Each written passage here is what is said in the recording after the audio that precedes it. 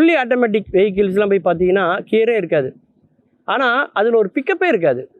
ஒரு வாகனத்தை முடுக்கணும் இல்லையா, துவக்கும் போது வேகமாக அதை முடுக்கணும். அந்த எடுத்த உடனே அந்த ஃபாஸ்ட் வந்து அந்த ஆட்டோமேட்டிக் கார்ஸில் இருக்காது. அதுக்கு தான் தேவை இந்த கியர் வண்டிகள் அப்படின்னு சொல்லலாம். அந்த கியர் ஏன் வச்சுருக்காங்க அப்படின்னா, ஒரு வாகனத்தை வந்து உந்தி தள்ளுவதற்காக, ஒரு வேகத்தை கொடுக்கறதுக்காக தான் அந்த கியர் வச்சுருக்காங்க. அது மட்டும் இல்லை, மலைகளில் ஏறும்போது நமக்கு அதீதமான ஒரு அழுத்தம் கொடுத்தா மட்டும்தான் அந்த வண்டி அந்த எடையும் சுமந்து கொண்டு மேலே ஏறும். அப்போ வந்து பார்த்தீங்கன்னா கியர் வந்து ரொம்ப முக்கியம்.